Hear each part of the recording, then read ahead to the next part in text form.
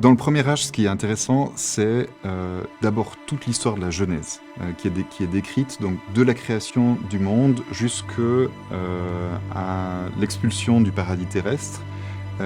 Et très rapidement, il n'y a pas de texte au début, on a juste le moment de la création, donc où on voit Dieu qui met en place le soleil, la lune et les étoiles, qui crée les animaux, et puis tout de suite viennent se mettre en place deux thèmes qui sont importants, les anges et les démons d'un côté, et puis Adam et Ève de l'autre. Pourquoi c'est important dans ce premier âge du monde, la question des anges et des démons, et puis d'Adam et Ève, parce que c'est le péché.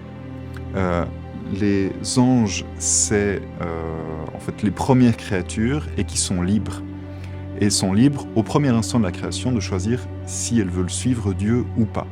Certaines choisissent de ne pas suivre Dieu, de faire le mal par orgueil, et ça devient des démons. Donc en fait, il n'y a pas une création au départ du bien et du mal, il y a vraiment une création bonne, et puis c'est ces êtres angéliques qui tout d'un coup deviennent des démons. Ce thème est repris évidemment par le fameux épisode de la pomme. Et on voit Adam, c'est une lecture très littérale en fait du texte, où Adam tient la pomme d'une main et puis de l'autre main se tient la gorge, donc il a vraiment la pomme d'Adam qui lui reste coincée à travers de la gorge. Et puis ce qui est intéressant, c'est que on voit une représentation du diable, le diable qui est un serpent à tête de femme.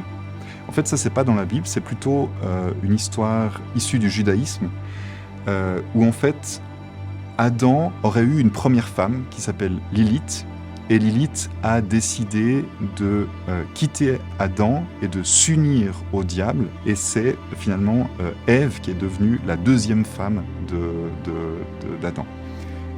Cette question, elle est intéressante, parce qu'aujourd'hui, on la considère toujours en disant « Ah, mais le péché, ça vient de la femme, c'est la femme qui est fautive, etc. » La plupart des théologiens médiévaux insistent beaucoup là-dessus. En fait, c'est symbolique. C'est pas un homme, une femme, donc principe mâle, principe femelle. Adam, ça veut dire l'homme, mais de manière générale, l'être humain, si vous préférez.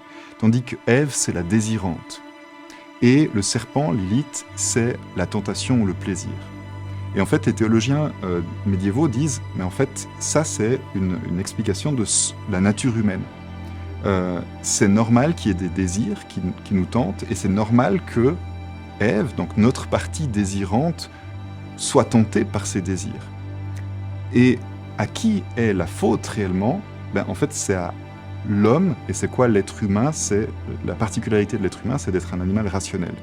Donc en fait, cette histoire raconte simplement que normalement, on ne doit pas écouter tous ses désirs et répondre à tous ses désirs, mais simplement réfléchir à quels désirs sont bons. Et si on ne pense plus, si on ne fait pas la pesée des intérêts ou la question du sens, c'est là qu'intervient le mal ou l'orgueil ou ce qu'on appelait à l'époque le péché. Donc c'est assez intéressant d'essayer de voir que, en fait, au Moyen-Âge, on avait une lecture moins sexiste que ce qu'on a pu avoir pour les siècles d'après, c'est-à-dire notamment au XVIIe, XVIIIe, XIXe siècle.